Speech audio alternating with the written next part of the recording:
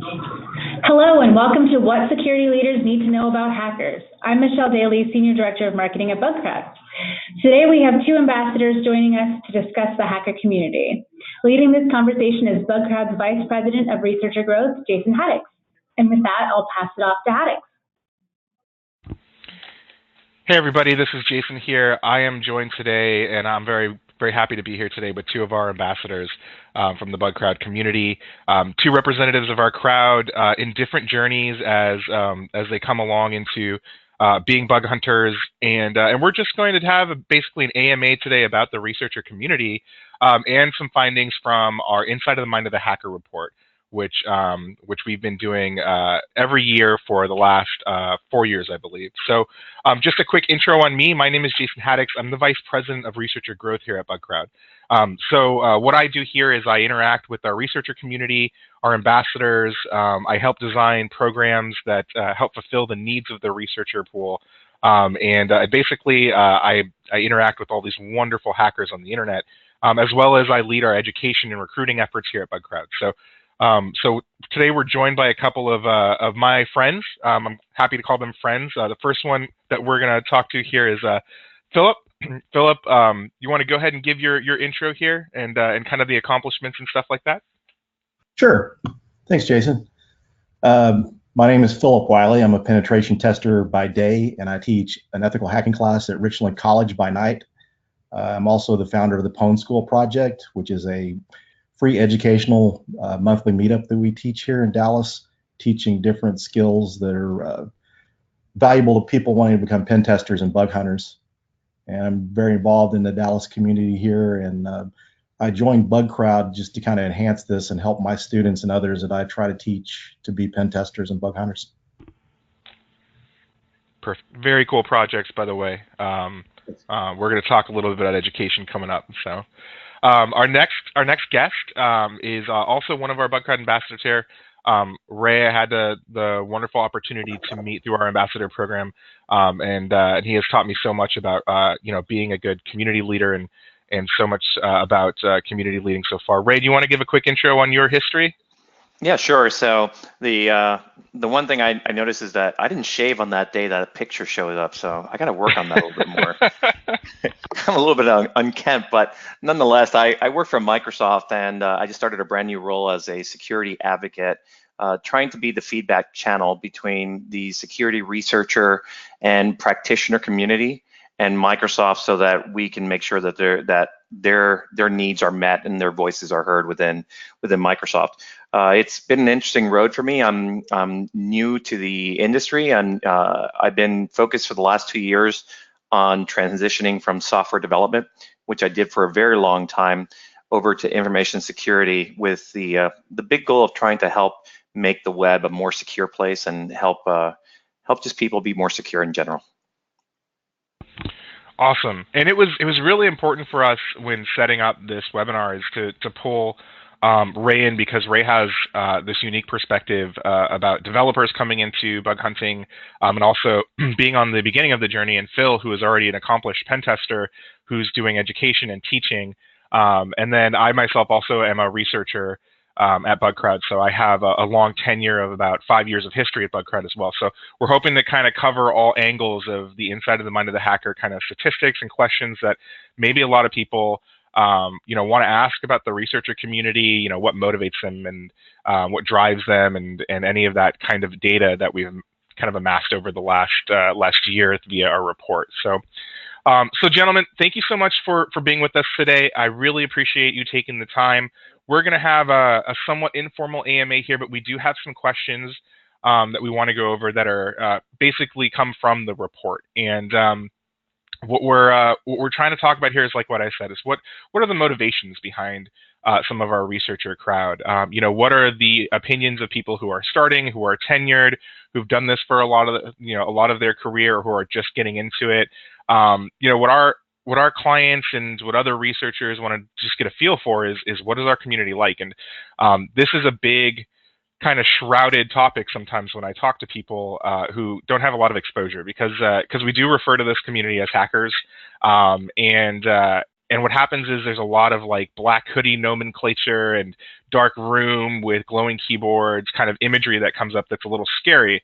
And the first thing I tell people is that not to worry, these are actually pretty seasoned professionals. A lot of the bug hunters I know on the platform, and you gentlemen yourself, are very accomplished in their careers.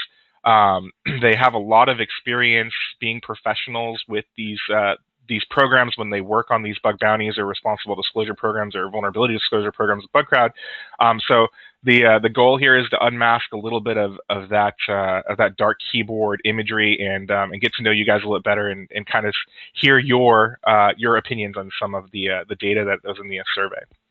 So the first one we have up is basically, how did you get started hacking? And I love these stories when I talk to our researchers. These are my favorite stories. In fact, if you're a hacker or a program owner and you ever want to break the ice with anyone at DEF CON or a hacking conference, this is one of the best stories, because you can really see in myself or anybody, when you ask them about their journey getting into security, they'll start to glow, and they'll start to really open up when you ask them about like what got them into this field. Everyone I know in this field is so passionate about what they're doing, and they will tell you some crazy stories about how they got into security. Some from development, some from IT administration, some from reformed bad parts of the internet. There's just so many.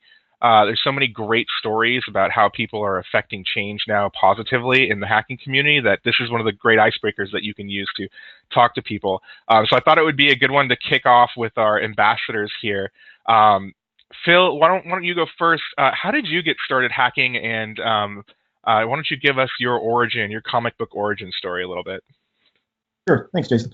Yeah, how I got started, when I got started into IT in general, I started out in system administration. And along the way, I saw some books like Ed Scotus's Hack and Counter Hack book. That was some of my first exposures to hacking. They have like little labs that you'd set up, and then I found other books like The Hacking Exposed and took those. And then in 2004, I moved into information security, and a year later, application security. And application security really sparked my interest in hacking because I was running vulnerability scanners. And then the more I researched and learned about AppSec, the more I learned about pen testing, and that's what really got me interested. I took like one of the old classes that Foundstone used to host, the makers of the Hacking Exposed books. I took their ultimate hacking class, and then like a certified ethical hacking class. And then 2012, I got laid off from my job. So I saw that a company was looking for penetration testers, and I thought with what little background I had, maybe I had a shot. And they saw my passion and gave me a shot, and I got started in it. And this has been my dream job. I mean, like you said, most people are passionate about this. And the thing I really see, because I deal with a lot of the people in different areas of security, blue teams, the defensive folks. And the thing is, there's a lot of those people passionate, but anyone that does this lives and breathes this stuff. To get good at it, you've got to constantly research and study, build labs, and practice this stuff. So it's fun. A lot of us, like for me, I was never big into gaming, even while in IT, but just learning how to hack and doing things like that and playing around in labs is what interests me. That's awesome. I know that we share a common point in that story. So when I was in college, my buddy Matt, who's one of the leaders at Credit Karma, he passed me that same book, the Ed Scotus's Counter Hack book, and I was still in college taking IT classes, and I was already an IT administrator, but as a day job. But when I read that book and I read that hacking and incident response, it kind of, that book has a little bit of both sides. It has blue team and red team stuff in it. And when I read that book and that this could be a career, it really changed my focus in kind of my IT career, right? I definitely just wanted to go full down this path. Ed Scotus has been a hacker hero of mine for so many years. I've been to SANS trainings. I am certified from SANS, and a long time ago. They have since expired. But yeah, if any of you out there are looking for a good book to give a security friend, Counter Hack Reloaded is one of the ones that a lot of people suggest, just to kind of introduce the topics of security testing as a career. So that was a good one, and also one of my favorites. So Ray, you're at a different place in your journey, and it's super interesting to me. because I've never been a developer. I've never been a full-time developer. I've also never. This is my first job as a community advocate for a large community, and you have so much experience in both of these areas. I'd love to hear a little bit about your origin story and how you're getting started in this field, just for people who can identify with you, who are very new. Do we have a lot of time, or no? I'm joking. we have as much time as you need, friend. Got it. So, the interesting thing is that I've been in software development for a very long time. I was coding back in the DOS days, and so I've spanned obviously MS-DOS, software development, client server development in the enterprise, web development, both the back end and the front end, and during the time that I was doing software development, I always tinkered with systems in some way. I remember one day I got invited to Microsoft, and they managed to get a copy of Windows NT, and setting up Windows NT domains and understanding how TCP/IP works and all that stuff. But the IT side of it and the system administration side of things really wasn't where my head was at that point. And so I continued down the path of software development, and that was always a very core strength of mine. And it was fun. I mean, I can't say I didn't enjoy it. It was definitely rewarding. I was part of the founding member. I was a founding member of the jQuery project. So I did cut my chops on developer outreach early on. And I love to give presentations. I love to share my knowledge with the community as much as possible. And I think that's what ended up getting me into the developer advocacy role when I joined Microsoft.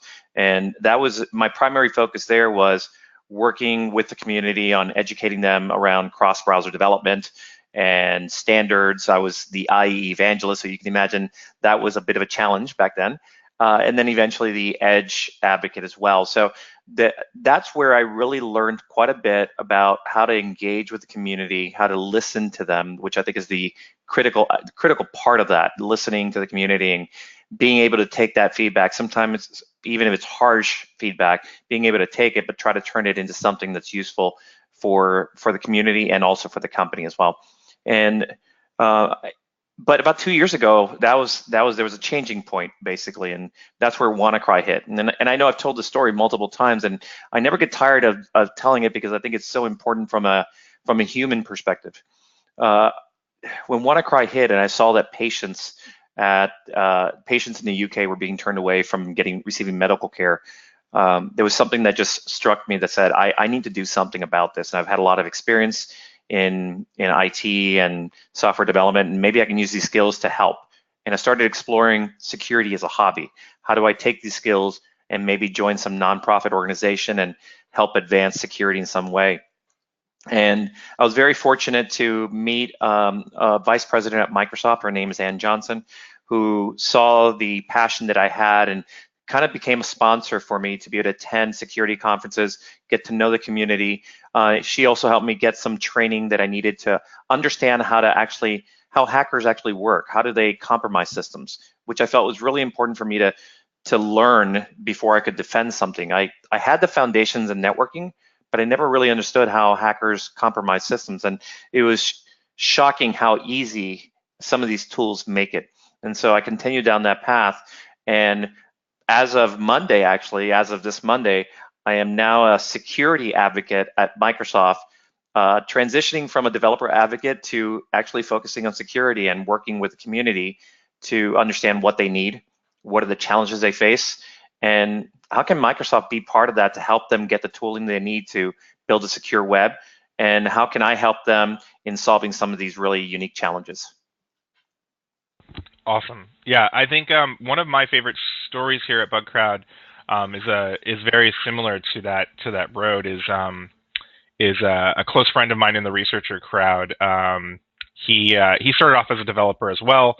Had always been doing mostly like DevOps before it was DevOps, and he transitioned to being a bug hunter almost full time, completely. And he took his skills and just know-how of configuration of servers, not even really the core kind of injection vulnerabilities a lot of people see, just misconfigurations and a lot of frameworks that are pretty common on the web, and his knowledge of all that, and became a really prolific bug hunter. And he had never done security testing before that, right? Like, had never even knew security could be a career, and now he's a full-time security engineer for his day job. So And I love that idea. and that's a very common statement I hear, by the way. I just, I also didn't believe that security could be a career for a software developer.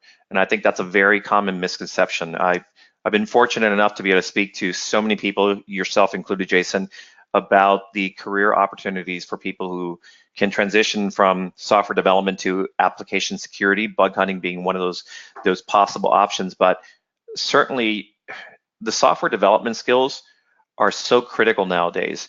I was speaking to Kevin Johnson, who wrote the web application pen testing course for SANS, and he was commenting on how a lot of his assessments nowadays are application security based because the infrastructures are so well locked down in many cases that that's not the core focus of his clients. So I see the potential there for people who have the software development skills.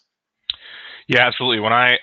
If I were to take like a giant step upwards and look down at all of the assessments that I think I've done in my tenure, it has graphed its way towards many of them being application based, right? And even the ones who want network based testing, are still 50% application based, because what they consider network based is a large range of IPs which end up having web components to them. So, it's definitely changed. When I got into this, my first job was a junior pen tester. I was the noobest of all noobs. And back then, you would be given an IP range, and the IP range, you would go out and do service scanning, with Nmap and things like that. And then you would try to use, what were essentially N days, exploits that were known to the industry in frameworks like Metasploits or, identified by Nessus or some other tool. And you would try to do some type of service exploitation, which, back then was a lot of buffer overflows, very vanilla buffer overflows, stack-based overflows. And, that nowadays is very rare. You still see on the infrastructure side a lot of misconfigurations, like weak passwords maybe. But most of all, what you see that's not over 80 and 443, the web ports, is web services running on different ports and and web bugs on those web services. So it's definitely changed as the industry has moved towards both cloud services and infrastructure, and also just everything is moving towards application, right? The amount of services that we're running is on the external network is, I would say, smaller in most cases. So I can definitely feel that. Let me ask you guys a kind of follow-up question here. I know when I started, I got a little obsessed with hacking, and this is actually on the previous slide. So I got a little obsessed with hacking and the amount of time I took to try to like work my way up the leaderboard, and how much hours I was putting in per week for bug hunting. What kind of feelings do you have around bug hunting and the time you invest into it, and how you allocate that time on top of, you both have full 9-to-5 jobs. How do you stay mentally healthy? It's a big topic in our community right now for security professionals to start thinking about mental health. What do you guys think about that topic, and what percentage of time? It seems like most of our bug hunters, spend about 6 to 10 hours per week on top of their 9-to-5 job. You want to take that, Phil? Yes. For me, the thing I do is I schedule in some kind of recreation, make sure that you're, like for me, my daughter and I, we go to the movies a lot. So I make time for friends and family and stuff like that. That's something that I put in to begin with. That way I'm not getting burnt out. But I just think you need to take breaks. Another thing that's important to people out there, researchers and bug hunters, you need to take those breaks too sometimes, just to come back and take another look at things. Sometimes you get stuck on a problem. You found a vulnerability, but you're not able to exploit it. Sometimes you got to step back and take a break. And that's one of the things I learned when I was going through the OSCP certification that helped me a lot. You'd be working on this exam, trying to hack into these targets they give you for the exam, and you just couldn't think of anything, just mental block. You just go step away, take a break, have something to eat, just relax for a little bit and come back, and then you see it, and then things are more obvious. So from a success standpoint, you definitely need to build in some time to relax and get away from it, just to let your mind kind of just focus on something else for a little bit. I think that's really great advice. For me, because I'm still constantly learning, I try to put in 1 or 2 hours to bug hunting, but I tend to try to focus a lot on understanding more about the security issues out there, and especially understanding how a lot of those tools work under the hood, because I think it's important to get a foundation. When I was reading your bio, Phil, and your ambassador review, that was something that really struck me, that you also are an advocate for ensuring that you understand how things actually work before you kind of try to drive and attack something. And I think that's the right approach. So I like to balance that out. I try to also make sure that I have family time. So it is striking work-life balance. Keith Hoodlet kind of put me onto a method of allocating a set number of hours per day to tackle different tasks, whether it's reading, work, whether it's learning, whatever it is, and that's what I try to do. I tend to block off set hours, and that's when I focus. The end result that I've found is that it prevents burnout. If I know that I only have an hour to hack, well, I'm going to try to focus on that hour and then disconnect, because if not, you will get burned out. And with all the resources that are available now and all the new tools coming out, you have to basically disconnect if you can. And as much as it's fun, sooner or later it won't be fun, and that's what you want to try to avoid. Yeah, I can definitely echo both of those sentiments. I think that that in my own bug hunting, I can get tunnel vision. To Phil's point, right? Like when I'm on a project, whether it be a pen test or a bounty or something like that, I can start looking at the scope and the target very myopically, and then lose sight of a lot of things. What's important to the application owner, so I'm not looking for the right data. I just tend to focus on very technical classifications of bugs and miss very high-level business logic things if I'm not thinking about like what's important to this customer to lose, or to keep secure. And then also just from a personal health standpoint, I can invest a lot of hours and get either sometimes discouraged or encouraged and go off the deep end and just spend too many hours in one session. So I think it's like with me, it's like anything. I get up, stretch every once in a while, talk to my wonderful wife, get a hug from my kids, and go out to grab a bite of food, watch a little bit of junk TV, play some video games, and then go back to hacking. And it is an almost 24-hour cycle, but because I think the passion shows through in a lot of practitioners in this area, I think that it's just a constant learning cycle, right? Like I will never call myself a master of anything, and in fact, I'm known for positing methodologies for web testing, and I will never tell you that I am a master in any of those things. And I think that one of the keys to anybody I know who's successful is just realizing how much you don't know, and also that there is always something to learn. And the idea of installing software is one of the things that I've really had to focus on lately. I approach testing from the vulnerability side. I think of a website as a collection of inputs and workflows, and I think about how would I break that as an attacker. And lately I've focused more on when I see a website, I identify what the technology is and the frameworks are that they're using, installing it on my own to see what the common pitfalls of someone brand new installing this framework could be. And as a result of doing that, I find more configuration-based flaws in frameworks, and it's really helped me. So there's a lot of different workflows that you can approach bug hunting from or pen testing from, and I think that that having access to kind of both of those is relevant. Jason, so we're going to move. Here's a question for you. How do you choose which products you want to target, which tools you want to target?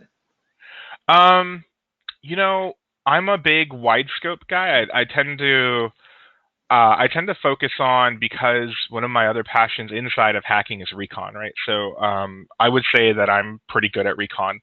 And there are two classes, or two classes that you can fall into when you're doing bounty programs. And there's the narrow scope programs, which where you dive really deep into an application, you break it up into its components, and it's only usually one or two items in scope. And then there's wide scope programs where the customer cares about their overall footprint, and you're finding websites. And I don't know what it is about recon specifically. I just love it. So I tend to focus on those programs and finding those sites that are just kind of left behind on the internet. A lot of people call it shadow IT. So I focus on those programs. I hope that the program owners are pretty responsible with their payout ranges and their response times. So I focus on those programs. And then as far as the ones I do focus on for the narrow scope stuff, I look at their technology stack. I don't know if there's any particular technology stack that I necessarily choose to hack. I know other hackers have that mindset, right? Like someone who has a lot of experience in C# or PHP or something like that will go after those targets. I am an equal opportunity hacker. I will look at everything. Like I said, I look at, when I do a narrow scope, bounty, I look at an application as a source of inputs, right? Like, what resources are taking input into the sites? Where is the account administration? Where is the login? What is the flow of information, so that I can try to mess with that for business logic? What are the paradigms for identifying users, like IDs and stuff like that are passed via the URLs? How does a session work? And I look at it all as inputs, and when I break an application down like that into pieces of inputs, and like where are the file uploads, and how is it parsing documents and images, when I look at it as individual components like that, and then because of my experience, I know what kind of vulnerabilities are associated to each of those components, I'm able to efficiently find bugs. So that's kind of how I approach a narrow scope target. I don't know if I answered your question though. Was that all right? I think that was great. I like the thinking. Yeah. Cool. Okay, so our next section is, how did you learn how to hack? Actually, we were still on the other one. Yeah, okay, there we go. So how do we learn how to hack? And this is what I'm always interested in. I think that this one is less origin story, but technically, how did you foster your skills? What allowed you to learn this technical proficiency? We did gather some data, and it's surprising to me how many people are self-taught, but maybe not, right? I remember when I first got into this, I was self-taught, and I did get certified eventually, but it was after I had self-taught myself a lot of these skills to be a pen tester and a bug hunter. So I would love to hear how you guys are either doing it or have done it. A little bit about this topic from, I guess we can start with Phil. Yes, I learned once I got my first job as a pen tester, I had experience with vulnerability scanners and limited things like the hack and counter hack that I played around with, but I knew being consulting as a penetration tester that I needed to be able to do more than vulnerability scans, because basically that's just a vulnerability assessment. So to get my skills up to speed, I signed up for the OSCP certification course. Back then it was pen testing with Backtrack. Now it's, of course, pen testing with Kali Linux. And so I got started on that. I mean, it was like, the interesting stuff is they don't really go in super depth on the manual. So you have to do a lot of self-study outside of that. And it kind of taught me to research the topics. And one of the things I see too, a lot of times people complain about someone asking them questions when they could Google it. And you've kind of got to be patient, because if you don't know the right terminology, as well as I do, you're not going to find what you're looking for. So as I was learning that, I learned how to research different topics, privilege escalation for Linux and Windows and so forth. So going through that course, I also learned how to research those items and research exploits. So it's a really good way to learn, and I continued on after that. I took the SANS web application pen testing course, and I've taken the SANS advanced web application and exploit development, which I was fortunate that the companies I worked for at the time paid for those courses because they're rather expensive. But I do a lot of self-study on the side. I've done some of the eLearn security stuff, which is a little less expensive. A lot of the different books, like the Web Application Hacker's Handbook, that's a great book. as I know you guys recommend a lot as well at Bug Crowd, but just various different books and Twitter, and there's some really good researchers. And actually, this is how I found out about Bug Crowd, is just following you years ago, seeing some of the tips and tricks that you shared, and I learned that some of these bug hunting tips were helpful as a pen tester. So that's kind of how I've honed my skills and developed them over the years. Awesome. What about you, Ray? So, I think I did what a lot of people do when they first start up. They download the Kali ISO, they install it in a VM, and they think, wow, I did that. That's great. And then they're like, what do I do next? And so they have this beautiful VM, and understanding the tools is just like, that's the hard part. So I think the first thing I really wanted to do, though, after installing the VM, was figure out, is this a place that I want to be? Is this really what I want to do? And after having gone to DEF CON and Black Hat and realizing that I really enjoyed the security community, I actually took a course by Matthew Hickey. He's the founder of Hacker House, and he goes by the Twitter handle Hacker Fantastic. And he had an on-premise hacking course in New York City, which I flew out to. And that's where I really had my aha moment regarding the tools and the capabilities that the tools could offer. And that was really eye-opening for me. And again, that's where I saw that, wow, this is really trivial for somebody to come in and cause some damage. And I continued down that path of just trying to learn the best I could while balancing work. And then I'm going to say around the May timeframe, I jumped into eLearn Security, and I wanted to kind of refresh some of the things that I had learned in the Hacker House course. And the eLearn Security penetration, it's called the PTS, Penetration Tester Student course. That was fantastic. That course was great. It kind of helped me get the foundational skills kind of refreshed, and allowed me to kind of pwn some systems, and that was really exciting. And I continued down the path to the next course, which is their Penetration Testers Professional course, and that's where I'm in right now. I'm actually in the middle of that course. That one's more advanced. It's more analogous to the PWK course that Offensive Security offers, and it's been a great course so far. So that's kind of how I've been going down, learning about security. And I've also been fortunate to have a really good set of resources available to me, both at Microsoft, but also on different channels on Slack and on Discord, where I have no problems asking noob questions. I will go there and ask the most basic question, and I might get flamed a little bit here and there, but the only way that you can truly learn how to use something is to not be afraid to ask. You're not expected to know everything. There's just no way you can learn everything in security, let alone know everything in security. So I'm not afraid to ask basic questions, because if that gets me past the hump, and then I can go forward and continue down the path of becoming a better security professional, I'm all for that. So check your ego at the door type of thing. Oh, I love that. Yeah, I think that, man, so I alluded to, when I first got into pen testing, I worked for a company called Redspin, and I worked with some phenomenal engineers, and I didn't really know it then. It was my first full-time pen testing gig. I had done some security work, but not really like pen testing, and I was the noobest of noobs, like I said, and I still am a giant noob, so that's okay.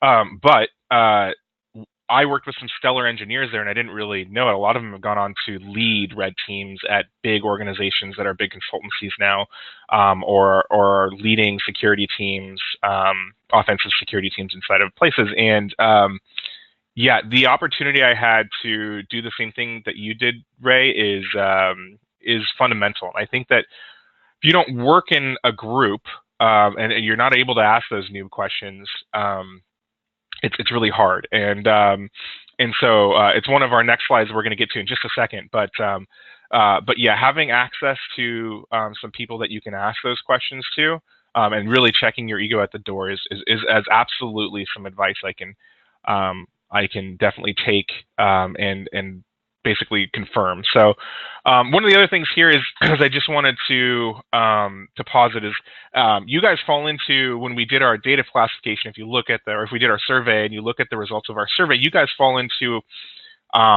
actually a 3.33% bucket here of people who did classes and certification to learn. It looks like when we look at our crowd, it's actually mostly started off by online resources or self-teaching, and this is the way I actually started off. So I did take a college course. I did get handed a book, but that wasn't really like learning how to hack. Actually, for me, it was I begged, borrowed, and stole everything I could find back then, this is ancient times, about pen testing. At that time, there was no bug hunting at that time, and so I had to use all these online blogs and resources, and it's actually kind of the way that I built my community, and the people I talked to on like Twitter and stuff like that was parsing all of these blogs and turning them into like a pretty standard methodology and stuff like that. And for people who are new, there's so much more out there today. In fact, Phil, when you and I were talking about your meetup and your Pwn School, you were telling me about that pen test lab repo. And what the pen test lab repo is basically a set of Docker configuration bash scripts that will allow you to just spin up a whole bunch of practice targets that are pretty well known to the industry. BWAP, WebGoat, Damn Vulnerable Web App, Matilde, Juice Shop. These are all purposely broken web applications for you to learn. And back then, when I started, there was only a couple of these. There was Foundstone's ones, Hack Me Bank, and a couple of other ones. But now I would relatively say there's about 60 purposefully broken web applications that people can learn classes of vulnerabilities on, and I use them in my training all the time. That Pentest Lab repo, we can disseminate the link in an email afterwards, but it spins up a whole bunch of them at once, and it just goes to illustrate there's a lot more resources for learning out there. There's a whole bunch of purposely vulnerable applications, and again, when I recommend people who are getting into application security in specific, I wholeheartedly recommend the Web Application Hackers Handbook. And then now on GitHub, there's a whole bunch of awesome lists as well. So these are just some resources if you're new into hacking, you can go check out. So if you look on GitHub, the idea of this awesome list has come to kind of prominence, where like they do like awesome development or awesome whatever. There's actually awesome bug bounty, which is a repo. I can't remember the owner of the repo, but awesome bug bounty and awesome pen test are just collections of useful links on how to get into this. So it's a collection of blogs sorted into vulnerabilities, or a collection of vulnerable labs that you can do on your own. There's also a couple of resources. We manage one here, which is Bugcrowd University, which is free online training. So we have a couple of vulnerability classes. We have how to get into bug bounty. We have a lot of resources out there for you to grab and kind of self-learn to aid the people who start in that way, to use online resources or kind of self-teach. So one tangent I wanted to take here, Phil, was tell me a little bit about the Pwn School project. I'm a big fan of creating education, especially to let younger people know that this is a career that they can do, because I didn't know until pretty relatively late in my college career. And I could have spent some more years sharpening my skills. Tell me about the education portion and how it's important to you and what you're doing there. Sure. I actually started a year ago this month teaching at Richland College here in Dallas, Texas, teaching ethical hacking. And it's something I wanted to do for a while. And I've always enjoyed mentoring, and a lot of this took place over email. Someone I'd meet on Twitter, they would ask me how to get into pen testing, and I would share different resources, like some of the broken apps, like you mentioned, and some different educational resources and books that I'd recommend to them. So teaching allowed me to do that on a broader scale. And I had, once I got into teaching, I got through the first semester, and, we covered a lot of the basic stuff, but there was more stuff to learn, and there's not really a lot of affordable, classes on this type of content. And I was thinking about doing something unofficial, maybe the weekends, meeting up with some of my students and teaching them some more advanced stuff, And I'd kind of thought about put down a back burner, never proceeded with it. But I had a couple students here locally. They were going to another college. They tried to register for my course, and some of the transfer things they had problems with those and couldn't get transferred to take my class, and it really disappointed me because they were really two good people and they really wanted to learn. And so I thought, I could do this formal. I could, start something up once a month to teach others. And so once a month I host a meeting in Dallas, and then once a month in Denton, Texas, which is 36 miles north of Dallas. And so we cover hacking topics. So we cover web application a lot. We've covered hardware hacking, wireless hacking. So it's just a good way. And then I leverage the community because we have such a rich, strong community here, hacking community here in Dallas. So right when I started up, I had people, before I even asked for anyone's help, I had people volunteering to teach. So that was good. That way, when I started up, I would have been good with teaching every month if I needed to, because I'm teaching 2 nights a week, so once a month is not that big of a deal. But I thought, I wanted perspectives from other people, not the same views over and over again, and it's been a pretty good success. But I think it's really important, and that's one of the reasons that drew me into Bug Crowd. Because I've been telling my students from day one, if you want to get experience, because a lot of employers are starting to consider CTFs and bug bounties. I tell them, the advantage to a bug bounty is you're actually in a production network, you're doing a live pen test. And so you go through these type of, tests, then you can interview with employers and you can explain how to do this. Then you can tell when you're interviewing someone if they know how to pen test, if you can have them describe and ask them technical questions. So this allows them to learn to become bug hunters, or eventually maybe even a pen tester if they want to. Yeah, that's absolutely a relevant topic, is the jump from what we talked about on learning to hack on self-found resources and blogs and stuff like that, and then how do you get your foot in the door. Same with me. I run a lot of workshops, free workshops for hackers, and I teach a lot of classes, and it's something that I've been telling people. There's nothing there's nothing more impactful than showing up on to your interview for doing a security engineer job, especially if it's an offensive security job, and actually talking about your experience having hacked a real client, like a real company, right? I know a lot of people put on their resume their bug crowd stats, or their stats in general, or if they've participated in off-platform responsible disclosure programs, but just showing that you've done the work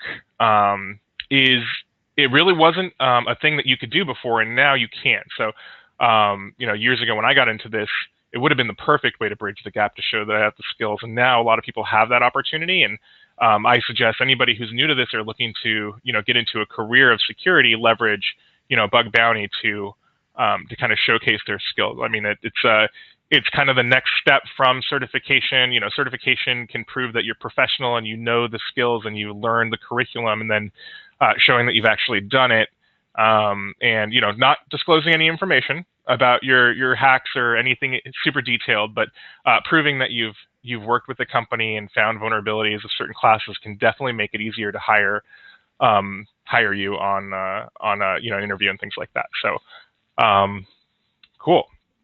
All right, let's go ahead. Sorry. And to kind of add to that, one of the things that I like about it also is, a lot of times you spend all this time and you jump into a career and it's something you don't like. Something with, with bug crowd and bug bounties, you can kind of test it, see if it's something you want to do. Because I've talked to people that were DevSecOps folks and they got into pen testing and then decided they didn't like it and wanted to go back. But at least with bug bounties, you can try it out before you actually get into it. Yeah, absolutely. I think that's I can't see a world where I'd never want to do this, but I definitely know my developer friends have tried to make a go into security. I've taken them through Bug Crowd University and some other content, and they just decided it wasn't for them. Right? They want to build the castle. They don't want to break it down. So yeah, it's absolutely an opportunity to get somewhat of a feel of what it's like to be an offensive security professional. So. All right, so I do want to be mindful of time, so I'm going to move to the next topic about kind of motivation and why people bug hunt. We'll talk about this a little bit. So one of the things that I guess surprises me as a bug hunter and someone who works in the community is why people do this. I think a lot of the time what people expect is that it's all about the money. And money is a big portion of it. Speaking as a researcher, money is a big portion of it, right? I want to get paid for work. The access to work is easier on a bug bounty platform than spinning up like a side pen test company and things like that.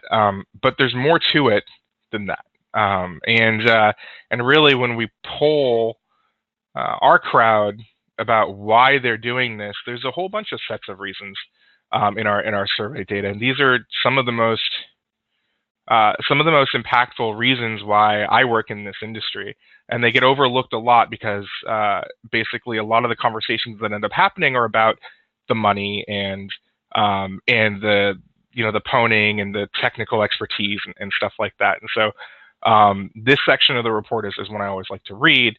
So I'd love to talk to you guys about what your motivation is to bug hunt. I know I'm going to start with Ray this time because I know that yours is very altruistic. You actually are approaching this as making kind of the internet a safer place, right? The money isn't a primary component for you going into this kind of bug hunting journey, correct? That's right. I'm happily employed. I feel very, very blessed that I'm able to have a job in the security space. To me, if I can help make the web a little bit more secure through bug hunting, then that works out. It's certainly not about the money for me. And the other part is that I actually appreciate the educational aspects of this, the ability to learn. And being able to do it against live targets that want to secure their systems, which is the big thing. You have so many companies out there that in many cases don't have the resources or lack the financial capabilities to lock down their systems. So if I'm able to go in there, learn from the experience and make the web a little bit more secure by finding bugs, then I think that's a win for me. And that makes it all the better for me. Awesome. Yeah, I think that so the statistics show in the report that that 51% of our crowd has that same reasoning, right? They definitely, the underlying tone is they want to make the internet a safer place. There is also a high component of professional development, which we just talked about in the last couple sections, right? They are trying to move into being a security practitioner. So this offers perfect practice, provable experience, and then it dovetails right into education, which we also talked about, is that this bug hunting also keeps you on the cutting edge, keeps you hacking live targets. So those three, along with just the general challenge of bug hunting, that's actually number one. So the number one reason on our platform that people hunt is the challenge, and this can be interpreted a lot of different ways. But some of our bug hunting or some of our clients who sign on to do a bug bounty are at the phase in their security maturity that they've done pen tests, they've done secure code analysis, they've instituted infrastructure controls and firewalls, and they have a security team, and now bug bounty and an open vulnerability disclosure program is kind of like one of the graduation steps you take, and to be able to successfully break into one of those companies or successfully perform security analysis on one of their sites and find a vulnerability is absolute rush. It's I'm not going to lie to anybody. Finding a vuln on any given site during any bounty is one of the best feelings in the world. It's in fact why I like CTF so much, capture the flag competitions. Bounty is very similar to capture the flag competitions. They're, obviously one is a competition that has a finite state, but in bug bounties don't. There's tons of bugs out there, and you don't know that there's an end solution. But they both give you the same kind of feeling and rush, and solving that technical challenge is definitely a big motivator for a lot of people. Phil, I'd be interested in hearing your kind of motivations, and I think you've discussed a little bit about them. But is it the same? Is it the challenge, or is it kind of fixing the internet as a practitioner, or is it is it because of the money factor and having some expendable income to increase other parts of your life? What is it for you? First and foremost, it's the challenge because I Okay. enjoy the challenges. I love hacking. It's like you said that it's such a rush when you get into something. I mean, one of my all-time favorite hacks was going from testing an external facing web application to command line access on a Microsoft server running Microsoft SQL. And so yeah, it's just always a rush, even after Hey, almost hey, hey! 7 years. I heard that. I Yeah. heard that, Phil. Well, All right, Microsoft products be good when they're configured safely. The application I was testing, they had XP command shell enabled, which all shouldn't have right, been all able right. All right. to. Yeah, I'll I forgive you on mean, this one. All right. even Linux can be insecure, configured insecurely. So,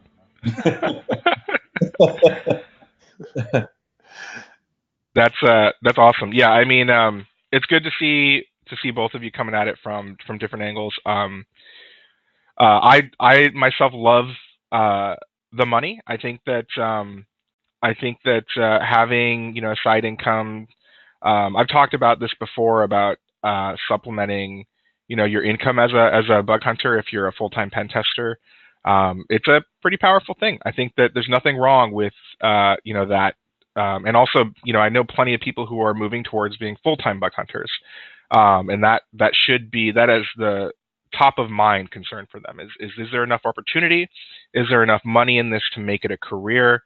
So I don't have to be a consultant because I don't enjoy the pen testing consultant part of the job. They don't enjoy the high travel and the lengthy report writing and things like that that go along with being a pen tester. So this is another option for them to investigate, and we're moving closer and closer to making that a reality for more people. There are some people in our crowd who do hunt full time, and we have some statistics in the report as to who can do that and what the numbers are there. But I definitely know on the personal side quite a few who have made this a full time career. You still have to be pretty good to get there, but anyway, my motivation is actually the educate. My primary motivator, which comes in third on our list in the report, is actually education. I love it, just like you, Phil, and Ray too. I mean, through your work at Microsoft, and I know that you're going to get into this eventually. I love teaching hacking. I just love it. It's one of the reasons, the personal connections you can make educating people, especially younger people, about that this is a career, that this is an option, that things that they thought were bad can be used for good. All of those themes are very powerful to me, and I love educating, and I love learning by educating as well. I find that I learn how to be a better bug hunter by teaching other people. I'm one of those guys that'll sit in the class and hope that there's that one guy in the crowd or one woman in the crowd that will raise their hand and be like, actually, that's not the best way to do that, or you're telling me that information wrong, because I will reincorporate it and learn from it. I think that there's a community and a culture around bug hunting that's very positive. There's a lot of education that's coming out of it. It offers the opportunity to make a little bit of money for me on the side and what time I can invest. So there's a lot of mixes of those things, and I'm glad that each one of us kind of comes at it from a different angle. All right, we're gonna move on because we only have a couple minutes. So one of the areas that we get asked at BugCrowd a lot is the collaboration portion. And do you prefer hacking alone or with friends? And how collaborative is the process when you're doing bug hunting? And so I'm going to open it up to you guys and to kind of answer this one, and how you prefer to work. It's definitely important to us to hear your answers here because we're developing platform features to enable some of this and in different fashions, and we definitely want to take in that your kind of opinions here. Yeah, for me, I definitely love collaboration. I think this is the social nature of me, and I love being able to feed off of the energy of other people and learn from them. And if I'm able to help as well, that's obviously icing on the cake. So for me, collaboration is a key part of it. And I think from a bug hunting perspective, obviously there's some issues relating to wins in terms of finding bugs and how compensation would be handled. But that's taking that apart. If you find somebody that you can collaborate with, and that's your partner in crime, and you both sacrifice time and make a commitment to making the web more secure, there's there's so much benefit to it. The learning alone is to me the key benefit of that. What about you, Phil? I like collaborating. I've done both through the years, pen testing, and the most fun I've had has been collaborating, working on a team. I did a pen test one time where there were 5 of us pen testers on site. We had 5 days to try to get as far as we could testing this network. But one of the things I enjoy the most with collaboration is working with newer pen testers, teaching them and mentoring them. I get a lot of enjoyment out of that. Absolutely. Yeah, I think the collaborative question here is, I have a great story about it. We don't have much time, but the TLDR is I was working with some friends on a project where when I was at Redspin, where the customer was just super rude to our salesperson, who was a wonderful person, and basically challenged us and said we weren't going to find anything. Our security team is top notch. And because we were able to collaborate as a group, we had 4 pen testers work on the project at one time, and we all found different bugs. We were able to chain them together to complete like a full compromise in a pretty battle-hardened system. And so I love collaborating when I can as well, and it allows me to learn a ton as well. So we have a couple more questions in the slide deck, but it looks like we're running up against time at the top of the hour. That makes me think maybe we need to have another webinar. I think Michelle would love that, and get you guys back on, sometime in the future. The 2 remaining questions we have are: what methodologies do you use, and what roles do platforms like BugCrowd take in shaping the security industry and the bug bounty industry? And these are very important topics, but I don't know if we're going to get to cover them today. So you can meet with the BugCrowd staff. We're going to be at RSA as our next big event in the US, and then we also are representing at NullCon. We have a big party in San Francisco at the Mint. It's called Mayhem at the Mint. It's one of the biggest events that is in San Francisco at that RSA timeframe, and you can schedule some time to meet with me or some of the other BugCrowd staff. If you happen to be in the conference scene and you're going to conferences, highly consider NullCon. Our researcher team will be at NullCon, giving free trainings, swag, and talking with our crowd at NullCon in Goa, India. So if you happen to be around there, we'll also be there. And as always, if you want to ask some questions for our wonderful AMA panelists today, Philip and Ray, go ahead and send them in via the webinar functions, the question and answer function, and we'll try to get back to you when time permits. I really appreciate everyone's time today. Ray and Phil, thank you so much for your perspectives on bug hunting. I really appreciate it. Oh, thanks for having me. No problem. I enjoyed it. Thanks, guys. So that's us for today, I believe. If you want to get in contact with BugCrowd, we have some information that we'll end the webinar on and the webinar slide on with email address. Just you can contact me at jhaddix@bugcrowd.com. If you want to get in touch with BugCrowd spokesperson, you can contact sales@bugcrowd.com. Or ring that telephone number right there. So once again, really appreciate everyone's time, especially everyone who tuned in, and we'll see you next time. Thanks so much, everyone.